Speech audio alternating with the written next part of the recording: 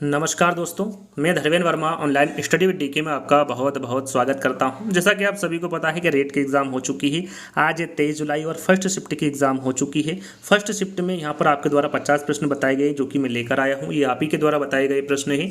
हमारे द्वारा यहाँ पर एक भी प्रश्न नहीं जोड़ा गया है, तो आप कमेंट्स के माध्यम से नहीं बताइएगा। यदि आपको यहाँ पर पता है जो मैं प्रश्न बता रहा हूँ उसके अलावा, तो भी आप कमेंट्स के माध्यम से बता सकते हैं। और सभी बच्चों से मैं निवेदन करूँगा कि एक बार कमेंट्स को भी चेक कर ले, ताकि जो प्रश्न छूट गए वो यदि बच्चे बता रहे तो उनको भी आप देख ले। यहाँ पर थोड़ा सा मैं लेट हो गया, थोड़ा सा क्या बहुत ज़्यादा लेट हो गया, थोड़ी सी इमरजेंसी थी, मेरे को बाहर जाना था। जैसे ही मैं आया वैसे ही आपके लिए ये वीडियो बना रहा हूँ। तो 50 प्रश्न आपको मिलने वाले, जो प्रश्न पूछे गए उसके आंसर भी आपको दिए जाएंगे। तो सबसे पहले आपको क्या करना है, वीडियो को लाइक करना है, शेयर करना है और चैनल को सब्सक्राइब कर लेना है। यहाँ पर देखिए, राजस्थान का मैनचेस्टर किसे कहा जाता है। यहाँ पर देखिए, राजस्थान का मैनचेस्टर पूछा गया है, किसे कहा जाता है, तो ये भीलवाड़ा को कहा जाता है। यहाँ पर मैं जल्दी जल्दी आंसर बताने की कोशिश करूंगा। दूसरा है, नमामि गंगे की जो शुरुआत है वो कब हुई थी, प्रश्न इस प्रकार पूछा गया था, तो ये 2014 को हुई थी नमामि गंगे की शुरुआत।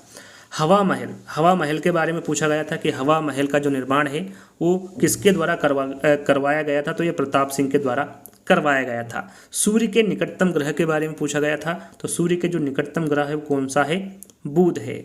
सूर्य नगरी किसे कहा जाता है, तो याद रखिएगा ये पूछा गया है आज, जोधपुर को कहा जाता है। फुलडोल मेला कहाँ लगता है, कहाँ पर इसका आयोजन होता है, तो ये शाहपुर में, भीलवाड़ा में इसका आयोजन होता है फुलडोल मेले का। तो शाहपुर यहाँ पर आपका सही आंसर होगा। राजस्थान का मिनी खजुराहो किसे कहा जाता है, राजस्थान का जो मिनी खजुराहो है वो किसे कहा जाता है, तो ये भंड देवरा को कहा जाता है राजस्थान का मिनी खजुराहो। राष्ट्रीय पंचांग के बारे में पूछा गया था, कौन सा है, तो हमारा जो राष्ट्रीय पंचांग है वो कौन सा है, शक संवत वाला राष्ट्रीय पंचांग है। आवश्यकता पूर्ति सिद्धांत, देखिए एक वीडियो बनाया था जिसमें लगभग हमने 50 से 60 प्रश्न आपको सिद्धांत दिए थे जो कि इंपॉर्टेंट हैं। जितने भी सिद्धांत आज पूछे गए उसी में से पूछे गए। यदि आपने वो वीडियो नहीं देखा है तो उसको देख लीजिएगा, उसमें सारे सिद्धांत आपको मिल जाएंगे। 60 सिद्धांत मैंने, या फिर 52 या फिर 60 सिद्धांत वहाँ पर आपको उस वीडियो के माध्यम से मिलने वाले हैं। तो यहाँ पर देखिए, आवश्यकता पूर्ति सिद्धांत किसके द्वारा दिया गया था, तो ये अब्राहम मास्लो के द्वारा दिया गया था। सीखने का नियम किसके द्वारा दिया गया था, थॉर्नडाइक के द्वारा दिया गया था। सीखने का नियम, एक तो गौण नियम दिया था और एक मुख्य नियम दिया था। मुख्य नियम के अंतर्गत 3 नियम दिए थे और गौण नियम के अंतर्गत 5 नियम दिए थे। इनको भी आपको अच्छे से याद कर लेना है। जंतु से कौन सा रेशा प्राप्त होता है, तो ये रेशम कीट होता है जंतु से। करतार बावनी किसकी रचना है, तो याद रखिएगा ये कवि सुरसा आड़ा की रचना है करतार बावनी। सोनारगढ़ का जो किला है ये कहाँ पर स्थित है, तो ये जैसलमेर में है सोनारगढ़ का किला। सदैव का संधि विच्छेद पूछा गया था। देखिए यहाँ पर सदैव में कौन सी संधि ये नहीं पूछा था, सदैव का संधि विच्छेद पूछा था। तो सदैव का संधि विच्छेद होता है सदा प्लस एव, और इसमें कौन सी संधि होगी, वृद्धि संधि होगी। आपके पिताजी के साले की माँ आपकी क्या लगती है, तो आपके पिताजी के जो साले की माँ है वो आपकी क्या लगेगी, नानी लगेगी। राजस्थान का राज्य पक्षी के बारे में पूछा गया था, सभी को पता है गोडावण राजस्थान का राज्य पक्षी होता है। जोधपुर की स्थापना किसके द्वारा की गई थी, तो जोधपुर की जो स्थापना की गई थी ये राव जोधा के द्वारा की गई थी। कब की गई थी, 12 मई 1459 को की गई थी। चैत्र शुक्ल त्रयोदशी को कौन सी जयंती मनाई जाती है, तो याद रखिएगा भगवान महावीर जयंती मनाई जाती है चैत्र शुक्ल त्रयोदशी की। तो यहाँ पर ध्यान देना है, यदि ये प्रश्न पूछे गए हैं तो भी आपको कमेंट्स के माध्यम से बताना है। यदि और आपको प्रश्न आते हैं कि सर ये प्रश्न भी पूछे गए थे, तो आप कमेंट्स के माध्यम से बता सकते हैं। यहाँ पर जल्दी जल्दी मैं आपको बता रहा हूँ, आपका समय खराब यहाँ पर बिल्कुल भी मैं नहीं करूँगा। मनुष्य के द्वारा कौन सा कचरा नहीं फैलता है, तो वहाँ पर एक विकल्प था ह्यूमस, और ह्यूमस ही आपका वहाँ पर सही आंसर होगा।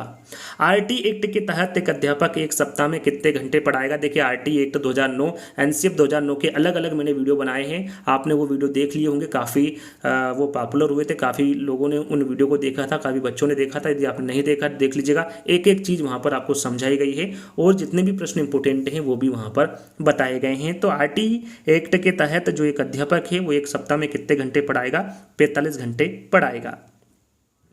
प्रतिदर्श व प्रतिमान का सिद्धांत किसके द्वारा दिया गया था, तो ये थॉमसन के द्वारा दिया गया था। प्लेटलेट किस रोग में गिर जाती है, तो जो प्लेटलेट है ये डेंगू रोग में गिर जाती है। राजस्थान की राजधानी के बारे में पूछा गया था, सरल सा प्रश्न था, जयपुर है राजस्थान की राजधानी।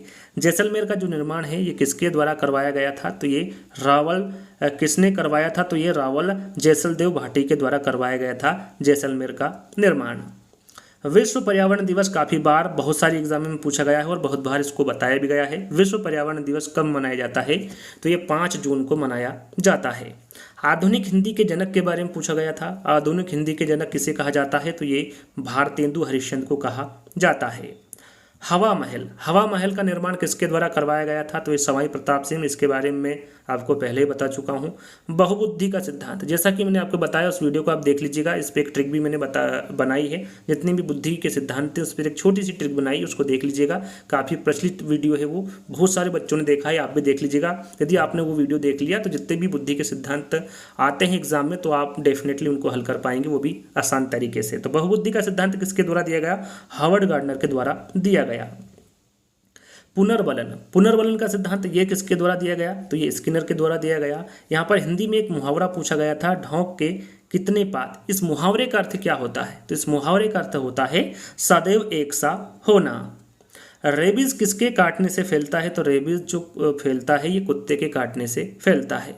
सोरगम किसे कहते हैं? जो सोरगम है वो किसे कहते हैं? तो ये ज्वार को कहते हैं सोरगम।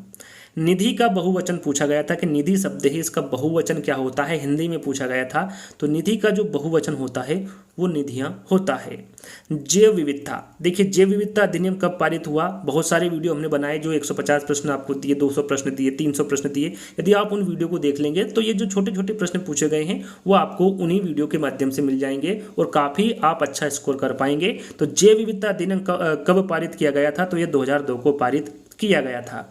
वर्तमान में भारत का नया राष्ट्रपति कौन है? यहाँ पर देखिए वर्तमान में भारत का नया नहीं, यहाँ पर डायरेक्टली पूछा गया था कि वर्तमान में भारत का राष्ट्रपति कौन है। नया अभी आपको पता है, जो कि अभी उन्होंने शपथ नहीं ली है, इसलिए अभी रामनाथ कोविंद जी ही रहेंगे वर्तमान में भारत के राष्ट्रपति। तो रामनाथ कोविंद यहाँ पर आपका बिल्कुल सही आंसर होगा।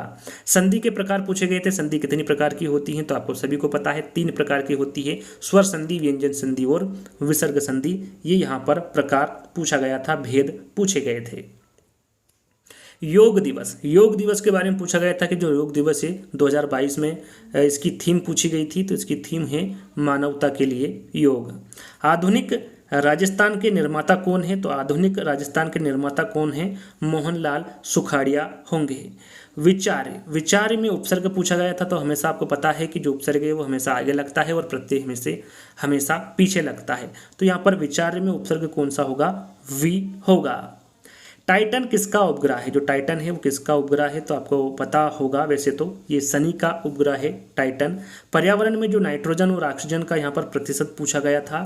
तो जो नाइट्रोजन का प्रतिशत है वो 78% है और जो ऑक्सीजन है वो 21% होगी।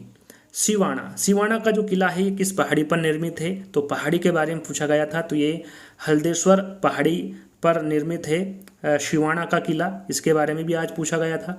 भगवान महावीर का जो मेला है ये कहाँ पर लगता है, कहाँ पर भराता है? तो ये करौली में भराता है, करौली में लगता है। निःशुल्क एवं अनिवार्य शिक्षा अधिकार अधिनियम कब पारित हुआ था? तो ये 2009 में पारित हुआ था। यहाँ पर देखिए RT एक्ट 2009 और एनसीएफ 2005 दोनों के प्रश्न आज पूछे गए थे। तो इन दोनों को अच्छे से क्लियर कर लीजिएगा, दोनों के वीडियो मैंने बना रखे हैं। 86वां संविधान कब पारित किया गया था? तो 86वां जो संविधान है ये 2002 में पारित किया गया था। कब किया गया था? 2002 में। केसरी आभूषण किस शैली से संबंधित है? इस प्रकार का एक प्रश्न पूछा गया था। तो याद रखिएगा ये किशनगढ़ शैली से संबंधित है केसरी आभूषण।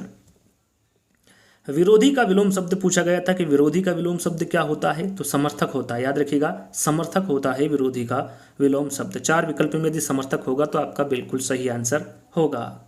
देखिए यहाँ पर विष का पर्यायवाची शब्द पूछा गया था। 4 विकल्प कौन से थे ये मुझे जानकारी नहीं है। तो वहाँ पर जहर भी हो सकता है और माहुर भी हो सकता है। वैसे जहर ज़्यादा मुझे लग रहा है जहर होगा। तो विष का जो पर्यायवाची शब्द होता है वो जहर भी होता है और माहुर भी होता है। आजैविक घटक के बारे में पूछा गया था कि भाई आजैविक घटक कौन सा है? वहाँ पर 4 विकल्प दिए थे। उन चारों विकल्पों के बारे में जानकारी मुझे नहीं है। मेरे हिसाब से मैंने यहाँ पर 4-5 जो घटक है उनके बारे में लिख दिया है, जैसे कि प्रकाश, वर्षण, तापमान, आर्द्रता एवं जल। ये सभी आजैविक घटक के अंतर्गत आते हैं। यदि इसमें से एक होगा तो आप कमेंट्स के माध्यम से बता सकते हैं। यदि नहीं भी है और कोई सा विकल्प था वो भी आप कमेंट्स के माध्यम से बता सकते हैं। जैसा कि मैंने आपको बताया था टोटल 50 प्रश्न आपको दिए जाएंगे। रबी की फसल कौन सी है, रबी की फसल कौन सी है, यहाँ पर 4 विकल्प के बारे में नहीं पता है, लेकिन कौन कौन सी, गेहूँ, जौ, आलू, चना, मसूर, अलसी, मटर और सरसों, ये सभी किसकी फसल है, रबी की फसल है। तो यहाँ पर देखिए मैंने जल्दी जल्दी आपको बता दिया, आपका टाइम खराब नहीं किया है, क्योंकि कल भी आपको एग्जाम देना है, आपको तैयारी करना है। तो जिस पैटर्न पे मैं आपको बता रहा हूँ उसी पैटर्न पर आपको तैयारी करना है। यदि आज आपका एग्जाम हुआ है फर्स्ट शिफ्ट का, तो आप इसमें और भी प्रश्न ऐड कर सकते हैं कि सर इस प्रकार के प्रश्न भी पूछे गए थे। यदि आपका सेकंड शिफ्ट में पेपर है और आप ये वीडियो देख रहे हैं तो आप कमेंट्स के माध्यम से भी बता सकते हैं कि सेकंड शिफ्ट में इस प्रकार के प्रश्न पूछे गए थे। तो जल्दी दोस्तों हम सेकंड शिफ्ट के प्रश्न लेकर आ रहे हैं। जब तक के लिए धन्यवाद।